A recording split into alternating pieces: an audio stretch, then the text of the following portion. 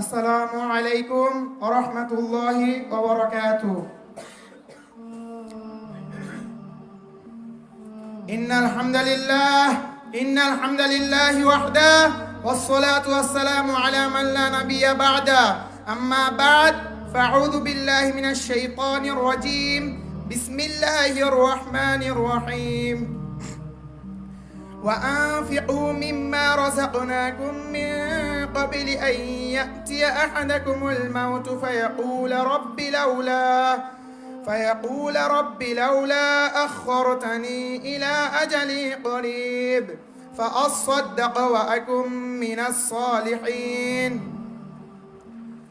আলহামদুলিল্লাহ, সমস্ত প্রশংসা সমস্ত গুণগান সেই মহান রব্বুল আলামিনের জন্য, যিনি আমাদেরকে এই কনফারেন্সে আসার এবং কি বসার তৌফিক দান করেছেন। তার জন্য সবাই অন্তরের স্থল থেকে লাখো কোটি শুকরিয়া আদায় করি। সবাই বলি আলহামদুলিল্লাহ। দুরূদ ও সালাম বর্ষিত হোক সেই মানবতার মুক্তির দূত, মানবতার মুক্তির দিশারি, সেই আখিরি পয়গম্বর সাইয়্যিদুল মুরসালিন, সাইয়্যিদুল কাউনাইন, যার আদর্শকে বাস্তবায়ন করে আমাদের এই ক্ষুদ্রতম প্রচেষ্টা, সেই মহামানব মুহাম্মদুর রাসূলুল্লাহ সাল্লাল্লাহু আলাইহি ওয়াসাল্লাম। আমরা সবাই সংক্ষিপ্ত দুরূদ পাঠ করি।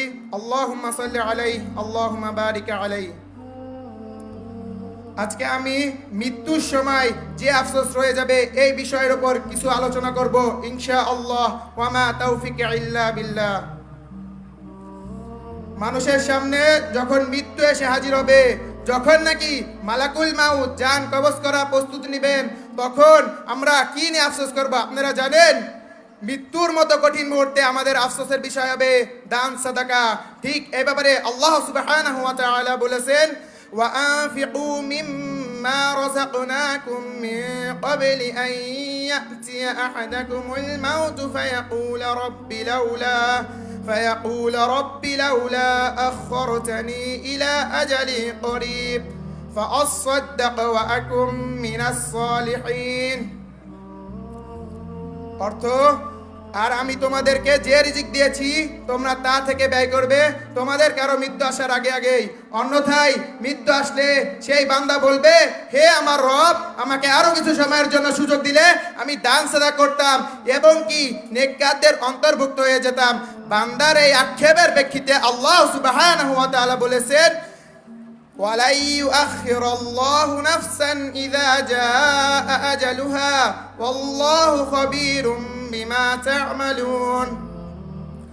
অর্থ, যখন কারো নির্ধারিত সময় উপস্থিত হয়ে যাবেন তখন আল্লাহ তাআলা তাকে কিছুতেই অবকাশ দেবেন না। তোমরা যা আমল করো আল্লাহ তাআলা সেই সম্বন্ধে ভালোভাবে অবহিত রয়েছে। সূরা আল মুনাফিকুন 63 নম্বর সূরা 10 এবং 11 নম্বর আয়াত। তাহলে প্রিয় ভাইয়ের আমার, যে টাকা পয়সা কমে যাওয়ার ভয় আপনাকে আজকের দিনগুলোতে দান করা থেকে বিরত রাখছে, সেই টাকা পয়সা মৃত্যুর সময় আপনার আফসোসের কারণ হবে।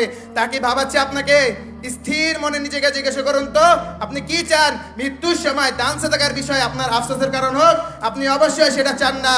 আর সেটা দান করে নিজের কাছে প্রমাণ করুন। নিজের হাত গর্দানের সাথে বেঁধে রেখে নয়। একজন ইমানদারের জীবদ্দশায় দান সাদাকার আমলকে কতটা বেশি গুরুত্ব দেওয়ার দাবি রাখে, তা মৃত্যুর সময় এত বিষয় থাকতে দান সাদাকা কেন্দ্রিক আফসোসের কথা আল্লাহ তাআলা জানিয়ে দেওয়ার থেকে দিবালোকের মতো স্পষ্ট। একবার এক ব্যক্তি রাসূল সাল্লাল্লাহু আলাইহি ওয়াসাল্লামকে জিজ্ঞাসা করলেন যে কোন সাদাকায় সর্বাধিক সওয়াব পাওয়া যায়। মুহাম্মদুর রাসূলুল্লাহ সাল্লাল্লাহু আলাইহি ওয়াসাল্লাম বললেন, যে সাদাকা সুস্থ অবস্থায় এবং কি ভবিষ্যতের দিকে লক্ষ্য করে অর্থ ব্যয় করে ফেললে নিজেই দরিদ্র হয়ে যাওয়ার আশঙ্কা থাকা অবস্থায় করা হয়।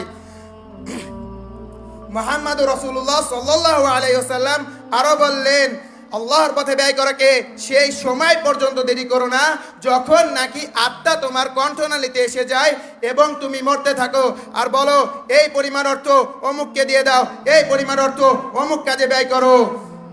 দানের ব্যাপারে কোরআন হাদিসে এত মোটিভেশন দেওয়া হয়েছে যে কোনো মুসলিমের দানের আমলে উদাসীন থাকার কথা নয়। দান করলে আল্লাহর ক্রোধ থেকে বাঁচা যায়, দান করলে মানসিক প্রশান্তি পাওয়া যায়। দান সাদাকা বিপদ আপদের ঢাল হিসেবেও কাজ করে, ফলে দানের গুরুত্ব অপরিসীম।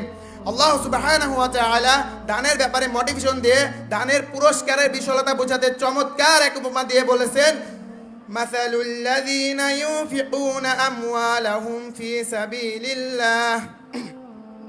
في سبيل الله كمثل حبة أنبتت 7 سنابل في كل سنبلة 100 حبة والله يضاعف لمن يشاء والله واسع عليم। অর্থ, নিজেদের ধন সম্পদ ব্যয় করাকে সেই সময় পর্যন্ত দেরি করো না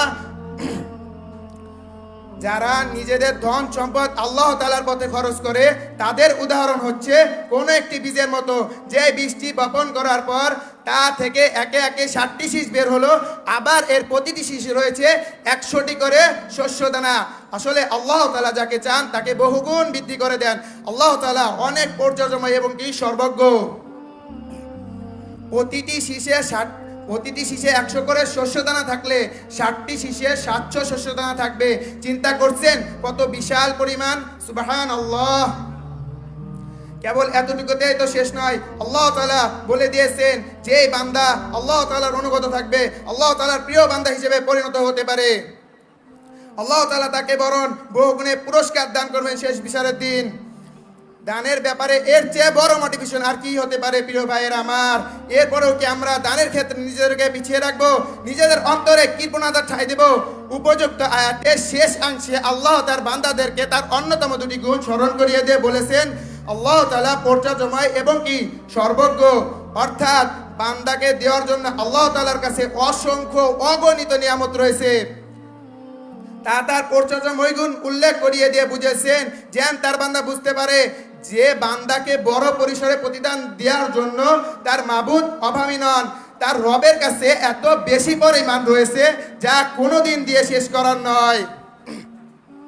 অপরদিকে সর্বজ্ঞ গুণ দ্বারা বুঝিয়েছেন যে তিনি তার বান্দার নিয়ত ও প্রয়োজনের বিষয় আদি সহ সকল বিষয় সম্পর্কে ভালোভাবে অবগত রয়েছে।